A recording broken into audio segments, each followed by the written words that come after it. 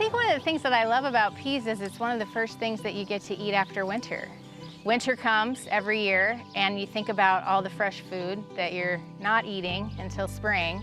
And it's the first thing that we put in the ground, sometimes even like late February. So really early before the season gets going. And then it's one of the first things that you get to bite into and taste spring and delicious fresh goodness. Tara Hall and her husband Matt grow sugar snap peas and lots of other food on Rhizosphere Farm.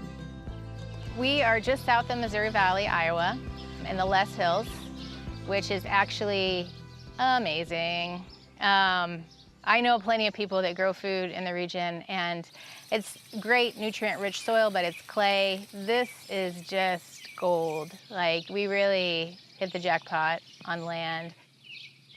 Peas are a cool season crop grown in many parts of the world. Planting can take place from late winter to early summer, depending on location. We generally plant as early as we can get into the ground. So once the ground has thawed, we will amend the bed. But one thing that's really important with peas or any legume, if you're growing it, is to inoculate them.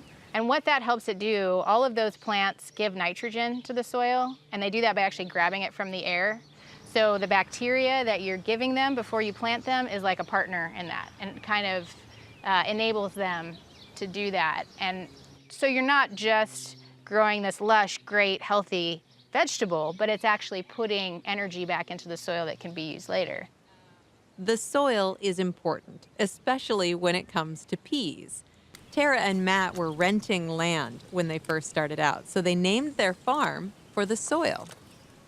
You know, a lot of places are like Old Tree or Long Creek or something like that, and it's like about the geographic space. And we knew that we didn't have a geographic space to name it after, but the one thing we wanted to always honor was the rhizosphere, and that's the top layer of the soil. So it's where all the roots get their nutrients and water, and wherever we go, that's what we're working with. So that pea is actually really nice. Probably is going to be extremely delicious and crisp. You can kind of tell the way that it pops that it's a perfect little snap pea. Peas have a tender but slightly crunchy texture and vibrant, sweet flavor. English peas, also known as shell peas, green peas, or garden peas, are plump, round, green berries that grow inside an inedible pod. Snow peas have wide, flat, edible pods. The pods contain small, flattened peas and have a crisp texture. They are frequently used in stir-fries. Sugar snap peas, like those grown on Rhizosphere Farm, have thick, crunchy, edible pods and plump peas. They're snappy, sweet, and perfect for snacking right out of the field.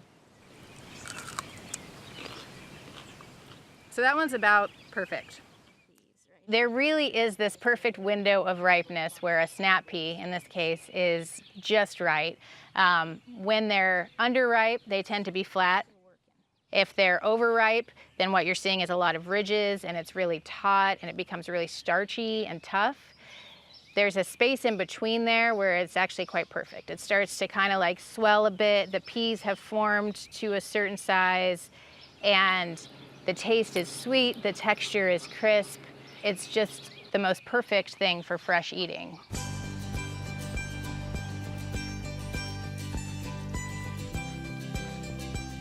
Tara and Matt are mindful caretakers of the land.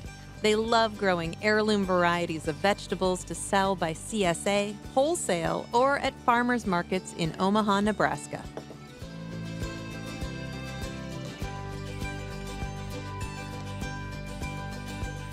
The more we put time and energy into building the soil, the more it gives back.